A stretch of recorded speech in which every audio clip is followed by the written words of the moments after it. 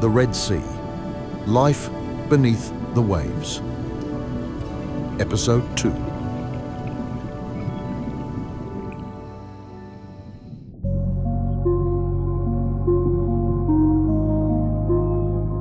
The day is in full swing. Sunlight pierces the water column all the way to the bottom, and every coral, every ripple in the sand casts a sharp, glowing shadow.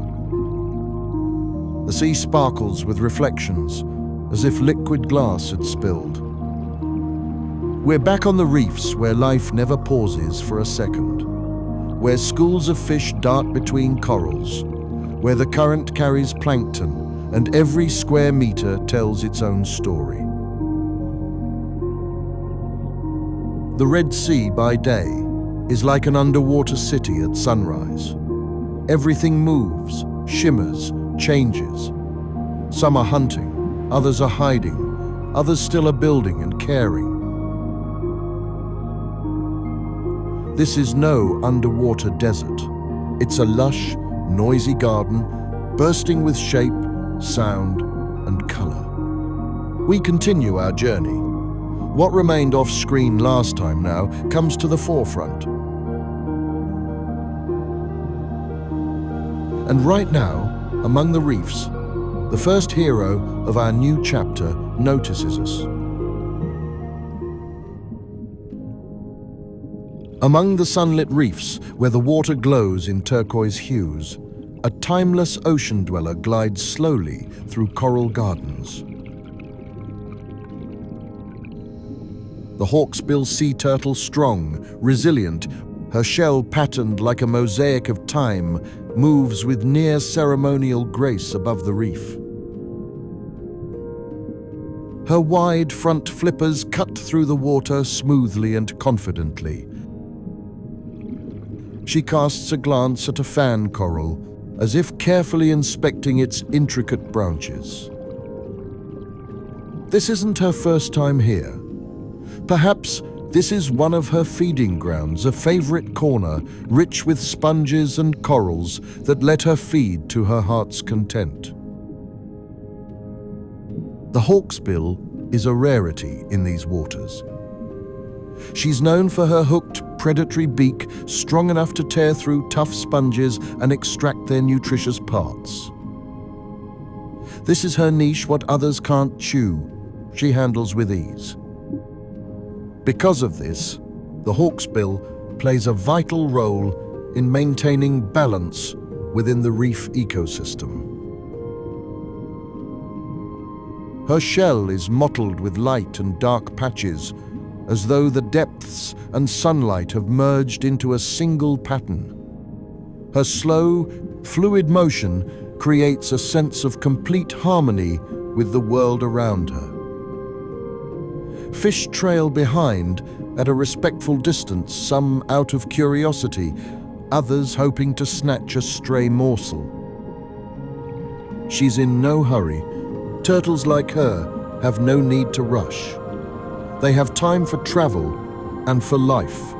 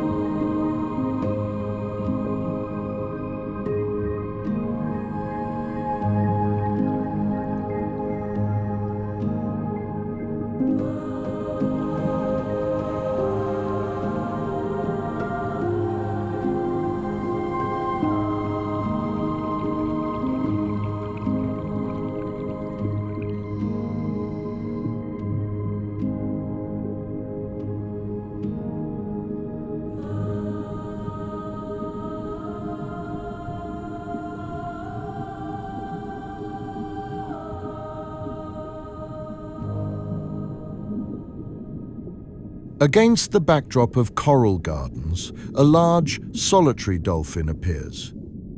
Its smooth movements seem confident and unhurried, but something unusual draws the eye. Its dorsal fin is curved, as if broken or severely damaged.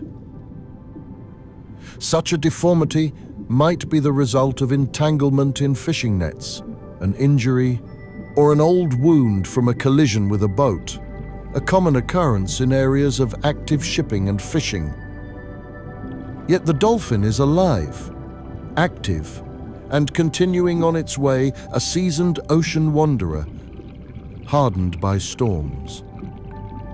This species is the bottlenose dolphin, Threespot truncatus, one of the most well-known dolphins in the world.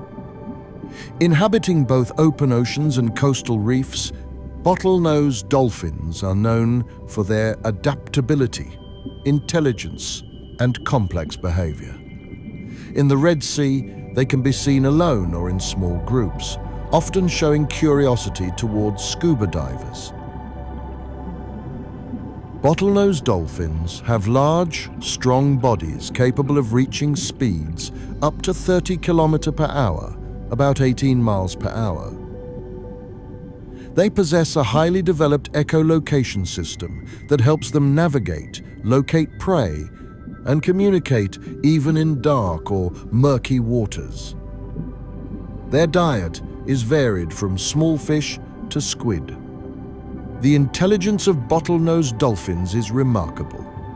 They can recognize themselves in mirrors, solve problems, cooperate in groups, and even pass on learned behaviors from one generation to the next. Each dolphin has its own unique whistle by which it is recognized by others. This lone traveler gliding past the corals may have separated from its group or is temporarily patrolling a familiar part of the reef.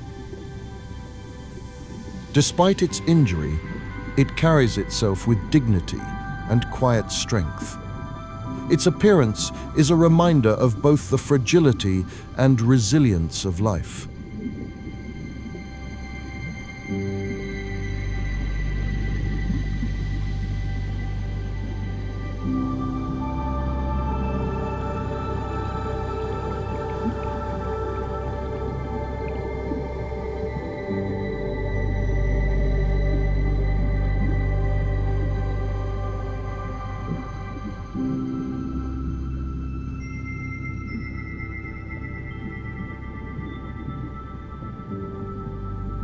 A school of goatfish glides above the corals, as if woven from strands of sunlight.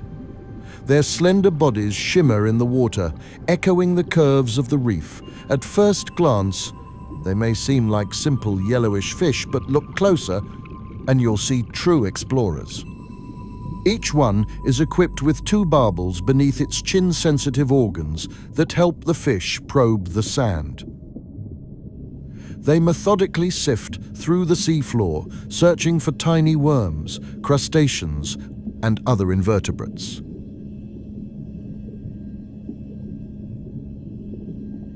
Sometimes one pauses, flicks its tail slightly, and then rejoins the smooth rhythm of the group. They move as one, changing direction in perfect harmony, as if guided by a single thought. The school is their defense.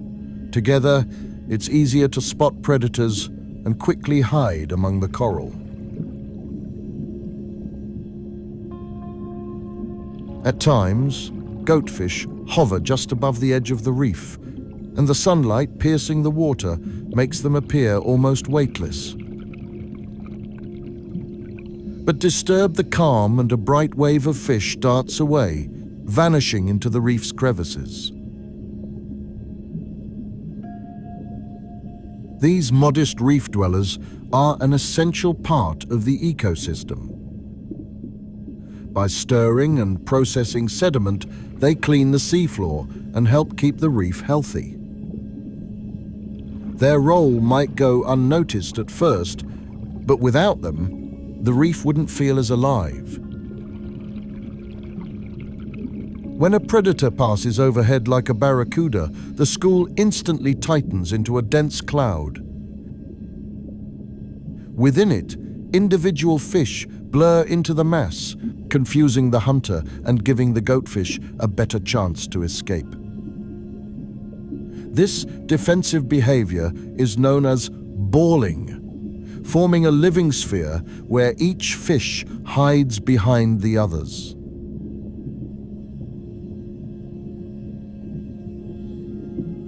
Interestingly, goatfish behave differently at night.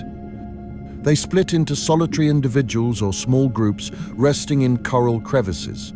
But by day, they reform into schools, following the sun and the flow of the reef currents.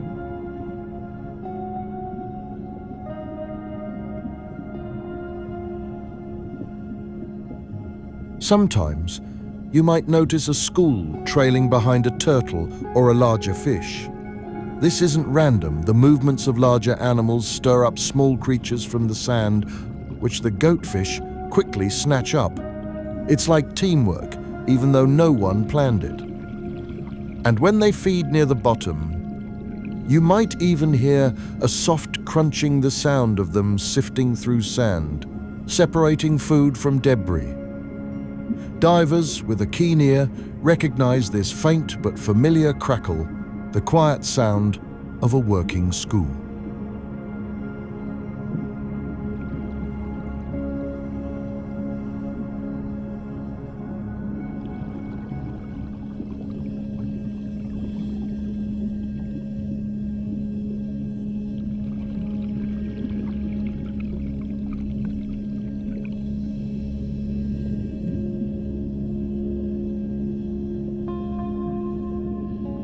A school of goatfish glides above the sand, as if pointing us towards something, and soon, against the backdrop of the blue void, something strange appears. Its body is elongated and humped, its fins tiny, its movements awkward. It's a pufferfish, one of the most unusual creatures of these depths. At first glance, it seems clumsy and harmless. But don't underestimate it. If threatened, it can instantly inflate, transforming into a spiky ball the size of a soccer ball. In that moment, its already prickly skin becomes a true armor. This defense mechanism scares off even the most determined predators. And its liver and skin contain tetrodotoxin, one of the most potent known poisons. Even a tiny dose can be lethal to a predator. And yet, right now, it simply swims. Calmly, almost lazily, as if unsure of where it's going. Pufferfish are slow swimmers, but have excellent vision. They enjoy exploring the seafloor, flipping small stones and searching for crustaceans. Their teeth are fused into true beaks, perfect for cracking open shells.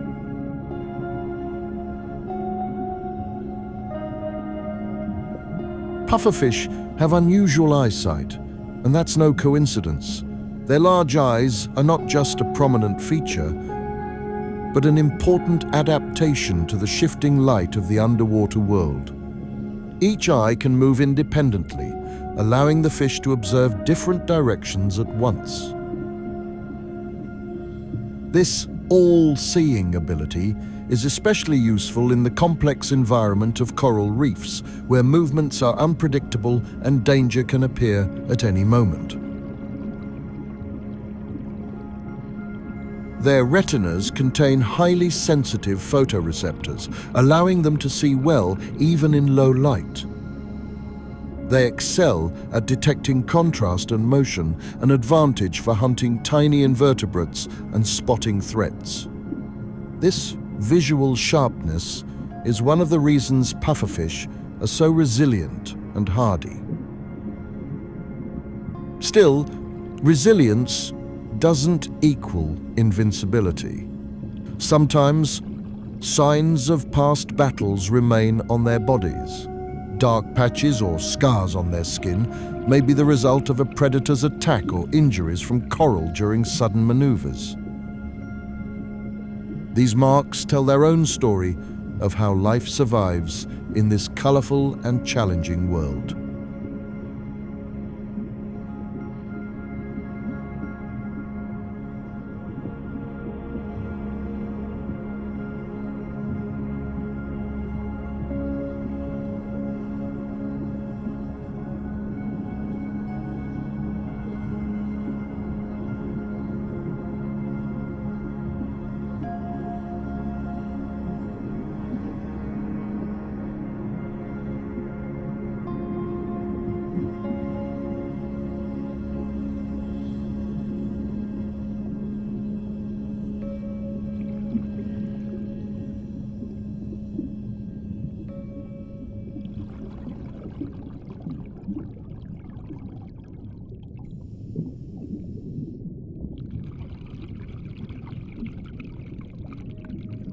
A pair of fish glides beneath an overhanging reef. These are intermediate bannerfish, Heniocus intermedius. They're easily recognized by their tall white plume, the elongated first ray of the dorsal fin that trails above their bodies. Two bold black bands stand out against their yellow background. One crosses the eye, the other runs down the middle of the body. These fish are close relatives of butterflyfish, but are often mistaken for angelfish due to their elegant shape.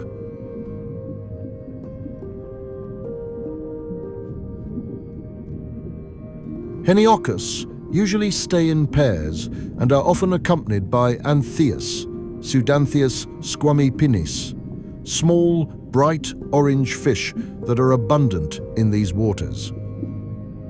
The females are a rich tangerine color, while the males shimmer with violet hues. These are some of the most active reef dwellers, constantly moving, feeding on plankton in the water column, then darting back under coral ledges for safety. The Heniocus, by contrast, appear calm and compose like two yellow and black sailboats gliding through a cloud of living light.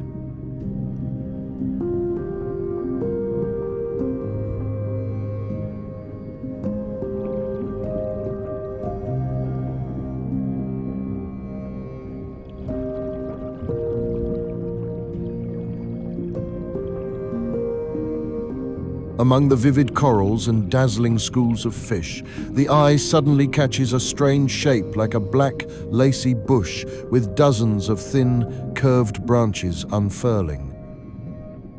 But this isn't a plant. It's a feather star, an ancient and fascinating creature, a relative of sea stars. Its feathery arms aren't just decorative. They catch drifting particles of plankton from the water. During the day, the feather star clings tightly to the reef, but at night it can walk along the bottom or even swim gracefully,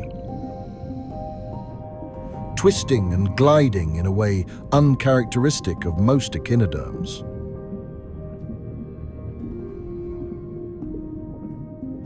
In this bizarre being, ancientness and elegance meet yet another reminder of how diverse life in the Red Sea truly is.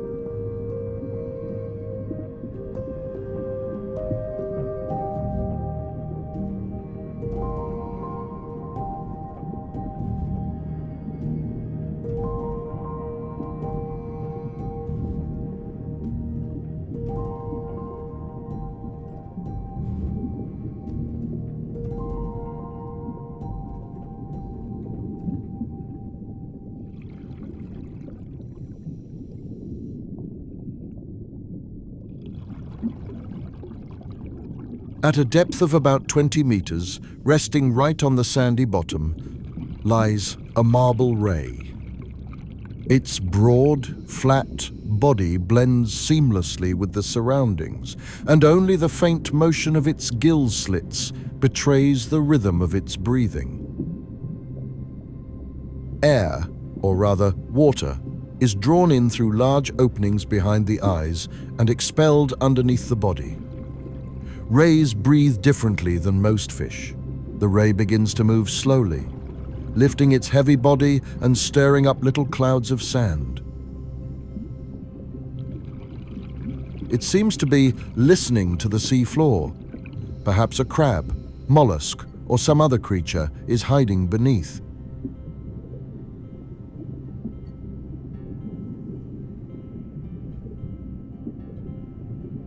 Its long, flexible tail trails behind, and at the base is a sharp, dark spine, hidden but dangerous.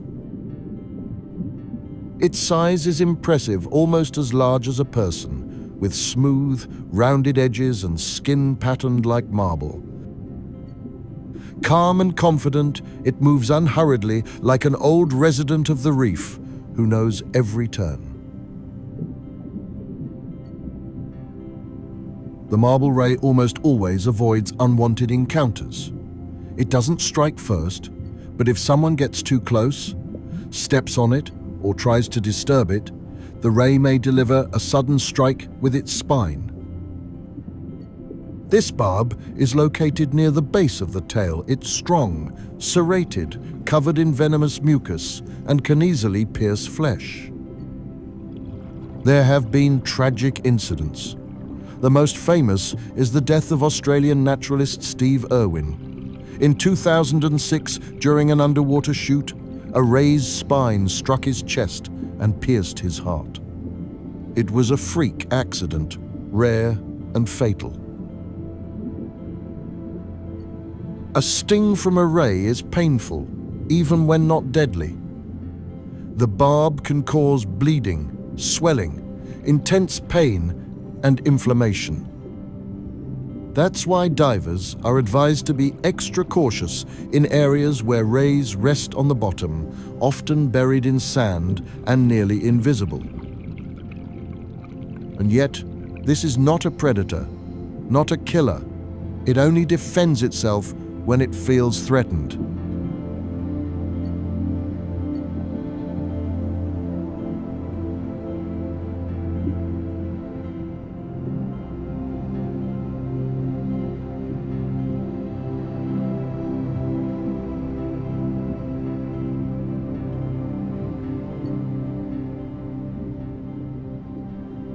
Not far off, near a coral outcrop, an octopus darts past.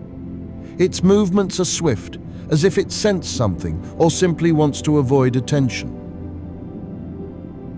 Several of its arms are truncated evidence of an encounter with a predator or a human. But the octopus doesn't stop.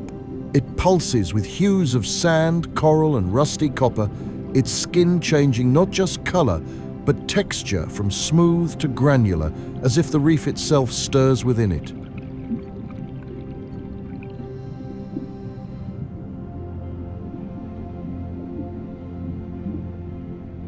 The octopus is one of the most mysterious and advanced creatures of the underwater world.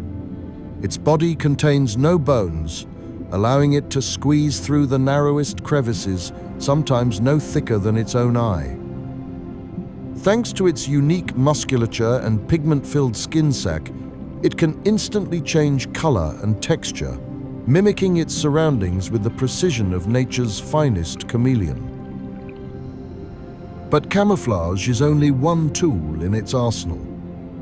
The octopus has around 500 million neurons, nearly as many as a dog. What's more, most of those neurons are not in the head, but in the arms, each of which can feel, taste, and make decisions independently. Each arm has its own mini-brain. It is observant and capable of learning.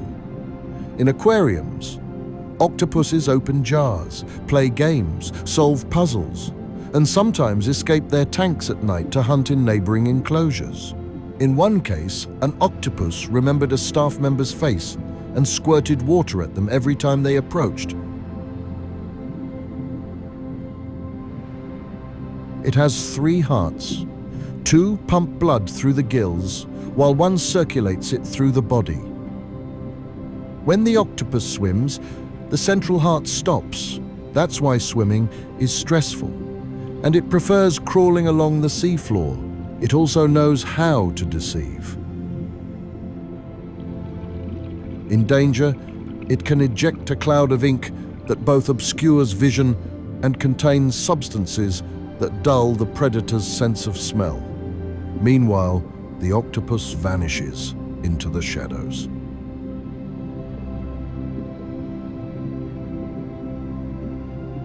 Its life is short, just a few months to a couple of years. But in that brief time, it becomes a true master of escape, mimicry, and curiosity, a genuine genius of the deep sea.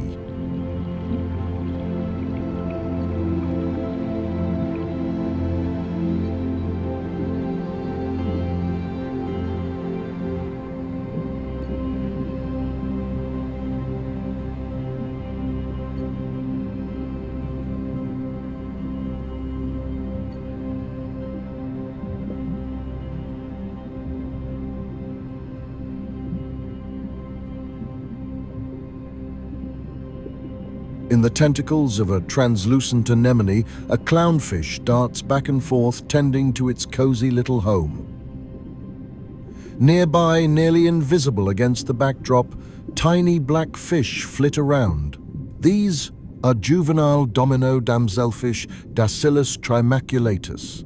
You can recognize them by the distinctive white spots, one of which shines like a glint of light right in the center of their back. Young domino fish often settle among anemones, using their venomous tentacles as a shield from predators. They don't form a true symbiotic bond like clownfish do, but in their youth, they're drawn to the protection. Among the soft, translucent tentacles, they find a safe place to grow. As they mature, the domino fish darken and lose their white spots. They become aggressive, fiercely guarding their shelter, and often leave the anemone altogether, moving into reef crevices at greater depths. These tiny fish are not just random companions of the clownfish. Their sharp dashes, swirling movements, and constant stirring of the water help the anemone breathe, clearing its tentacles of debris and parasites. The invisible connection in this scene is delicate, yet real.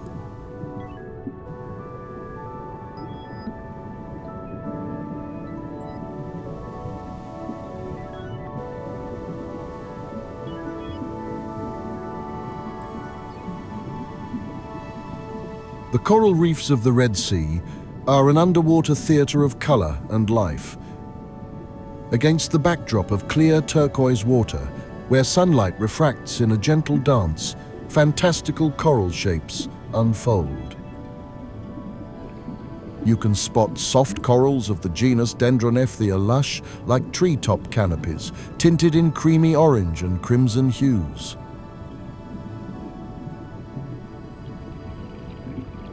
Nearby grow tree-like acropora. Their branches resemble miniature underwater forests that harbor tiny fish.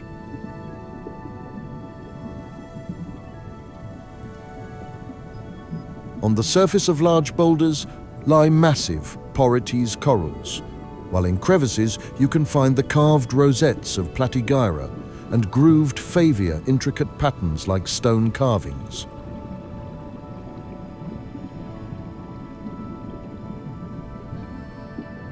Corals aren't just motionless sculptures, they are alive, and every branch is covered with microscopic polyps catching food from the water. Among these coral formations dart Anthias, Pseudanthias squamipinis. Their bright orange bodies shimmer against green and purple coral branches. These small fish live in harems, with one male overseeing a group of females. In the diffuse light, their movements look like choreography, perfectly rehearsed swirls. In the background, tiny neon chromis viridis flicker blue-green sparks, moving in perfect unison.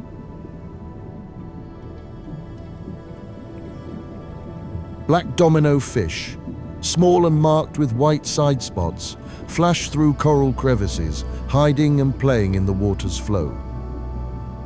Amidst all this variety, butterflyfish, angelfish, triggerfish, and wrasses occasionally come to a halt. The reef lives, it breathes, sways, glimmers. It's not just a collection of corals, it's a complex, interdependent ecosystem where every life form has its place. To behold it is to touch the essence of nature, where beauty and harmony are woven into endless motion.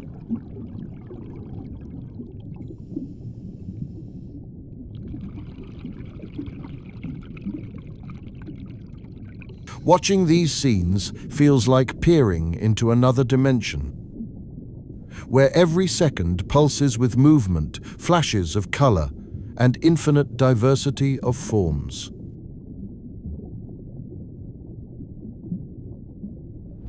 Silence, soft light, and rhythmic currents create the sensation that time flows differently here. This underwater kingdom is not just home to thousands of creatures. It is a living mosaic of nature, impossible to forget.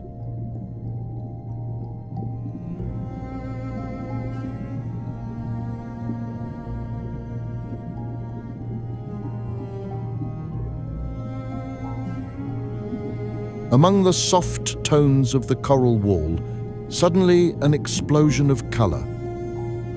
Bursting from a crevice in the rock, like flame, is an anemone of rich magenta or fiery red. Its tentacles seem to glow from within, coated in translucent skin beneath which drops of venom shimmer. This may be Entacmia quadricolor, one of the few anemones that exhibit such vivid hues, especially at depths where light fades and every color appears intensified. The bright coloration of some Entacmia quadricolor individuals is the result of a combination of light conditions, the presence of symbiotic algae, and genetic factors. In shallower waters, these anemones are often green or olive brown, but at depths of 20-30 meters, where red and yellow rays are filtered out, they become strikingly red. This coloration is not just dramatic camouflage, it helps regulate the amount of light for the zooxanthellae algae that live within the anemone in symbiosis. Inside this living flame, a pair of clownfish flutters. They take shelter among the stinging tentacles like in a fortified refuge. For them, the anemone is not a threat, but a safe and loyal home. The brightness of the scene is mesmerizing. It feels less like an underwater moment and more like a painting crafted by the hand of a bold artist.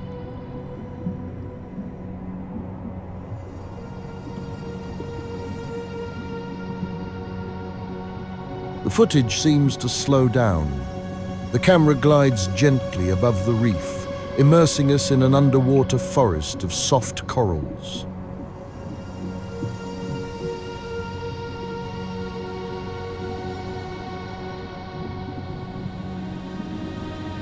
Their forms resemble cabbage-like canopies, densely growing along the slopes of a submerged hill. They sway with the ocean current as if breathing.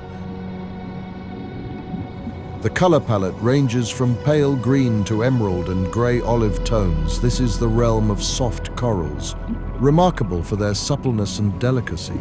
Between the branches,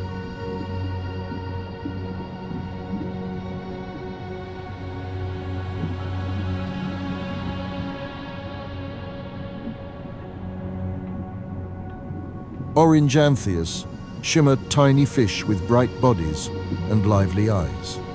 There are so many of them that they resemble flower petals scattered through the water.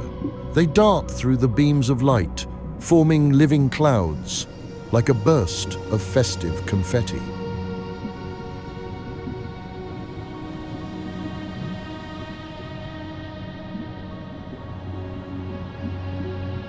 The camera operator moves slowly and smoothly, as if melting into the lush underwater greenery.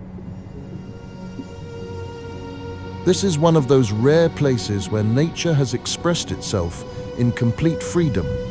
No rigid symmetry, only organic, flowing life infused with soft light and motion. A true coral garden where everything breathes silence.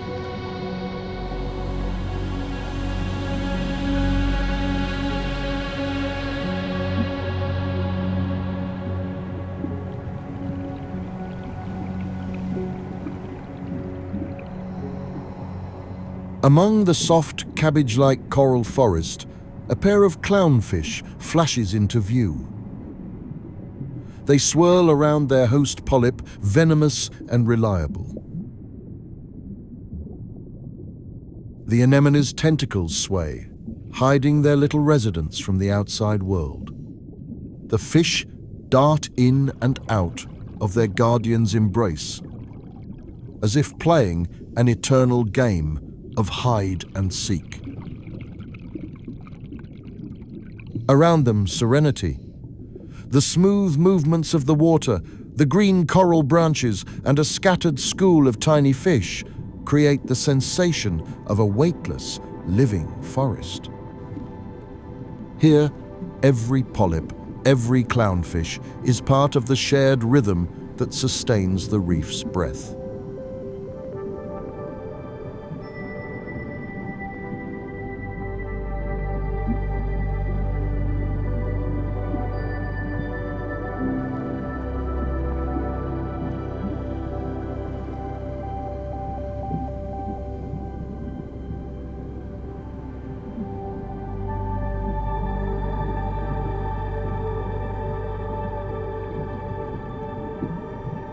Through the bushes of soft coral, a coral grouper swims slowly. Its crimson body with white speckles flickers in patches of light, blending into the reef. It glances around, pauses as if listening, then dives into the shade under a rocky shelter where its mate awaits. And we are left outside, pausing before a stunning structure. Against the blue depths rises a soft coral that resembles a rounded underwater cushion covered with a myriad of tiny tentacles. Its surface seems like living fabric trembling in the water's movement, then freezing in stillness. This creature resembles a fluffy dome of moss, and right at its base peers out the crimson eye of a large white-eye soldierfish, part of the perch family.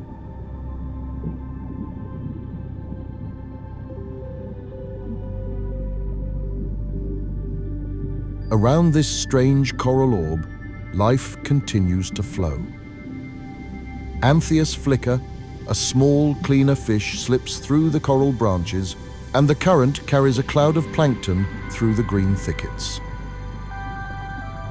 Everything here seems to breathe and pulse in one rhythm.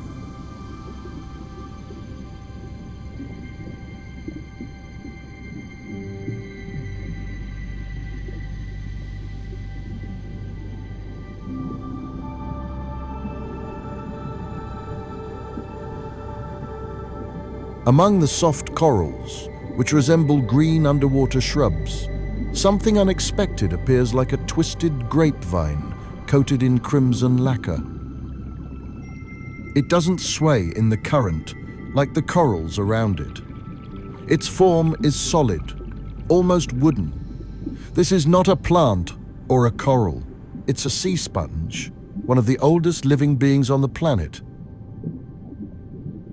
Its bright red branches stretch outward like frozen flames. The surface is matte and velvety, but inside it teems with life. Millions of tiny pores filter water, extracting nutrients from invisible particles.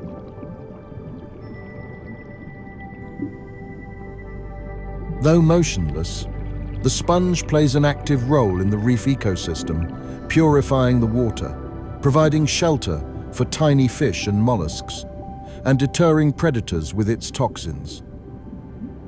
It looks foreign, like a work of art that accidentally ended up in an underwater forest. Yet it is precisely such strange creatures that make the reef alive and truly ancient.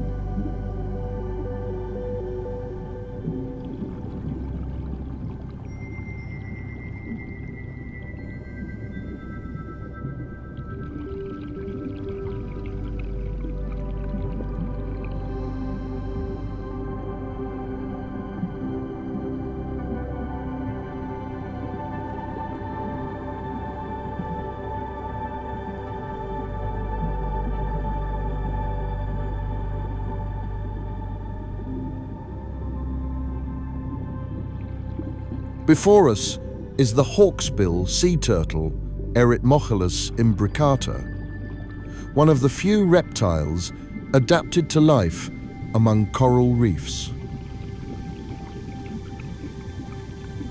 Its sharp, hooked beak, resembling that of a bird of prey, is not just a distinguishing feature, but a vital tool for extracting food from hard-to-reach crevices within the reef. The hawksbill primarily feeds on organisms attached to the substrate. In some regions, sponges make up 70–95% of its diet.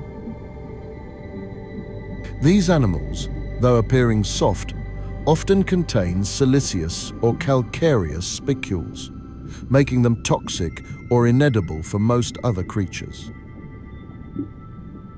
However, the hawksbill's digestive system is well adapted to process them.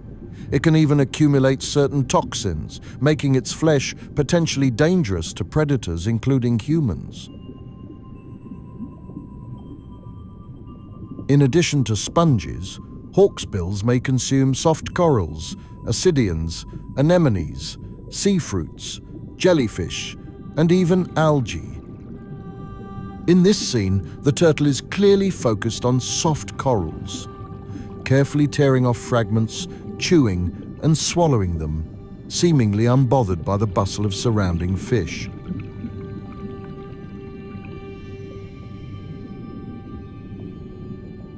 Streams of mucus are visible in the water, likely a mix of liquefied coral material and the turtle's own saliva.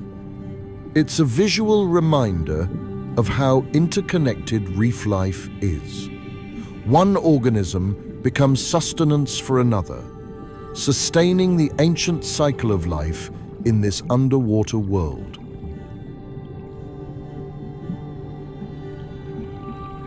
Despite its outward slowness, the hawksbill moves with precision and confidence. Its diet is no accident.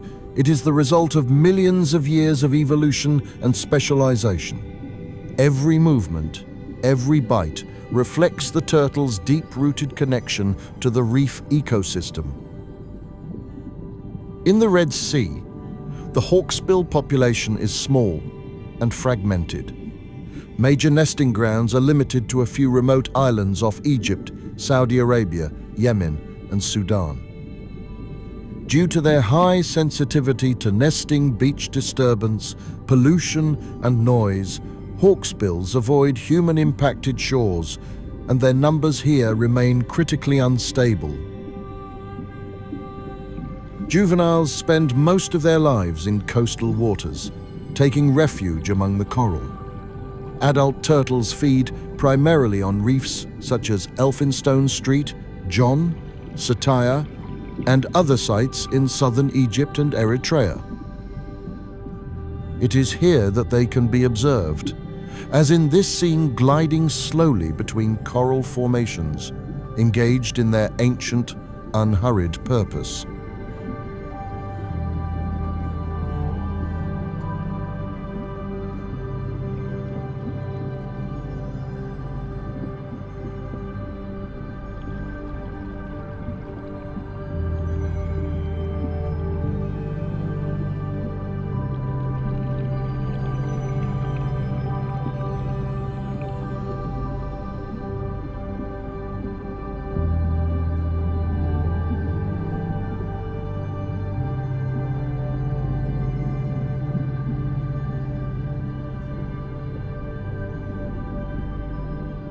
A small school of Threespot dascyllus hovers above the reef.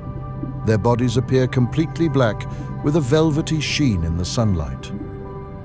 But the name is no coincidence in their youth. Each had 3 white spots, one on the forehead and one on each side. With age, the markings fade, leaving only a memory encrypted in the name.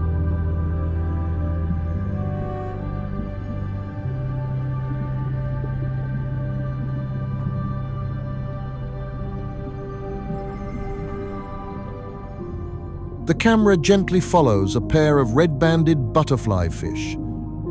They glide near the seafloor unhurriedly, as if strolling through coral gardens. In perfect sync, the pair veers to one side, approaching coral heads as if politely paying a visit.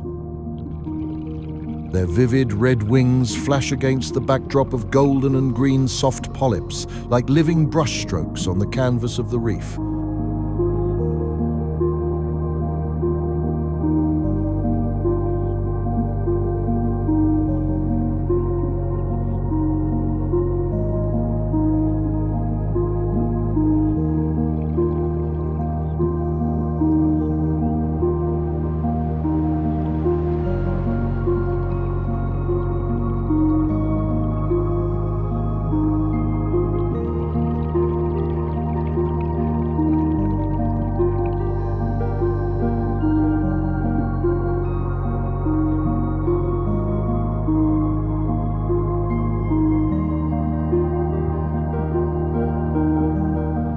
A school of black and white fish drifts lazily over the coral branches. Their movements are coordinated, as if each fish were part of a single breath of the reef. These are two-banded, dascyllus small, agile residents of the coral gardens. A light stripe on the tail, another behind the head, and a dark body with a faint mesh-like pattern on the sides. Like the Threespot dascyllus we saw earlier, they belong to the same genus relatives. But these bear no spots. Their markings are different, and their temperament is softer. Yet their behavior is similar. They stay close together in a tight group, never straying from their zone, as if guarding their underwater domain. Their refuge colonies of branching acropora resemble miniature underwater trees swaying to the rhythm of the current. Near such coral, the dascyllus find both food and shelter, and in return, they bring the reef to life, adding a sense of movement, as if a swarm of shadows glides over the corals.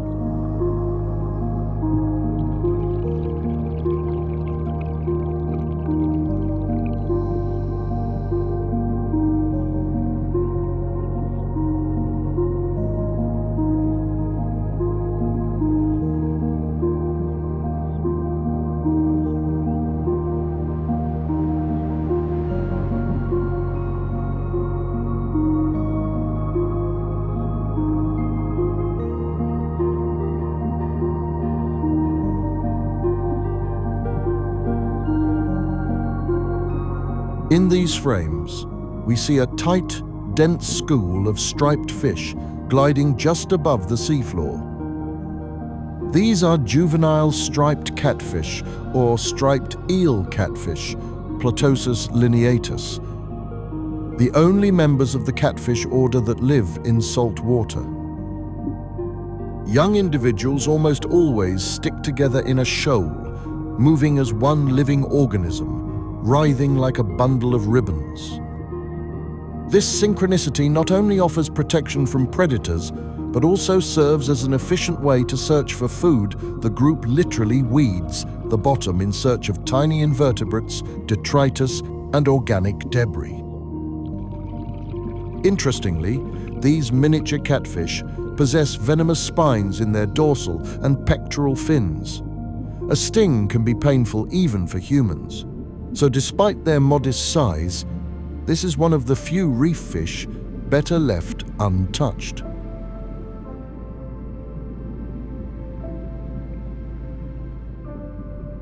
Slowly, with majestic composure, a zebra lionfish approaches the reef.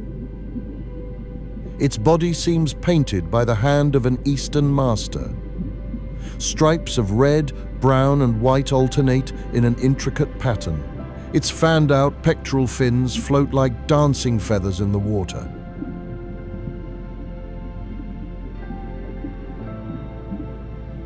But this isn't just beauty.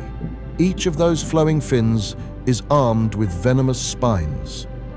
The vivid coloration is a warning.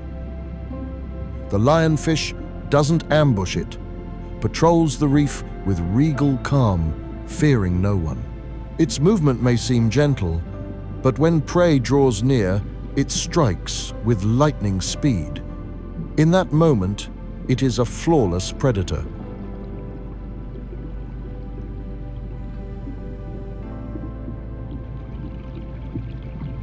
In the Red Sea, it is part of the natural balance. But in other parts of the world, where it has been introduced accidentally, this beautiful hunter has disrupted ecosystems and posed a threat to native species. Sometimes the lionfish can be seen close to the bottom. It slowly glides above the sand, spreading its pectoral fins like a screen to block any escape. Its hunting style is unhurried but precise. It corners small fish against the reef or into crevices, then sucks them in with a powerful vortex. Seemingly still and harmless, it hunts even at night, relying on keen vision and sensitivity to water movements.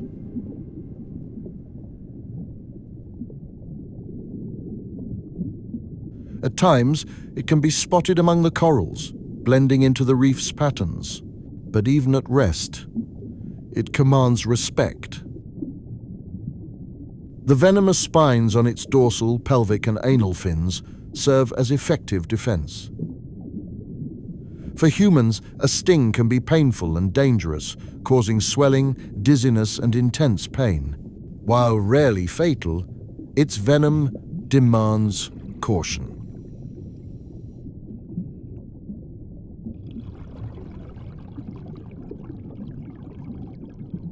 In aquariums around the world, lionfish are among the most striking species. But in the wild, their beauty is not for decoration, it's a matter of survival. And if it turns sideways to the camera, it's not a pose, it's a warning.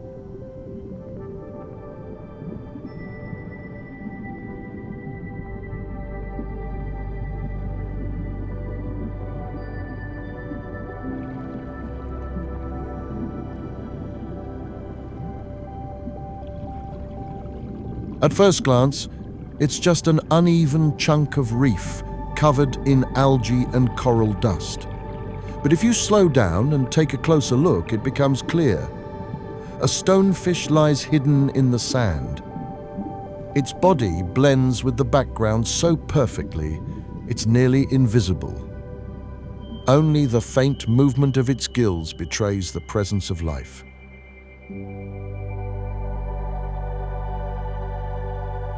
It doesn't move, doesn't swim, doesn't hunt. It waits.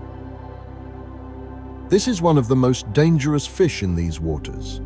Its dorsal spines are like jagged needles, laced with potent venom. A sting can cause excruciating pain, swelling, and numbness. There are reports of fishermen passing out from the shock. In some cases, without timely treatment, the outcome can be fatal. Yet it never attacks. Its defense lies in stillness and camouflage. In its shelter, it becomes part of the seascape. Its goal is to remain unseen. In contrast to the lively reef, where everything pulses and moves, the stonefish is a stop in time. A silent, spiny warning against carelessness.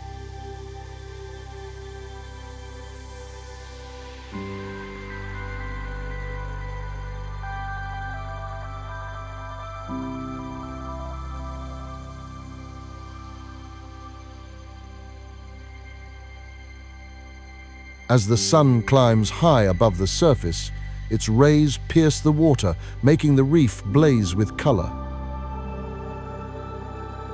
But the day fades as quickly as it arrived. Gradually the brightness wanes, the colors dim, and the reef descends into blue twilight. Some inhabitants retreat for rest, while others begin to stir. The underwater world never stops, it simply changes rhythm. Epilogue. We've spent just one day in this astonishing realm. We glimpsed beneath a turtle's flipper, followed shimmering schools of fish dancing in the light, and discovered how beautiful and dangerous the reef's silent hunters can be. But this is only the beginning of a greater journey.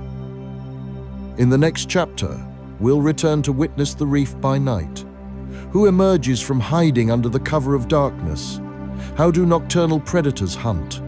And what sounds echo through the underwater dusk? Stay with us. The story continues.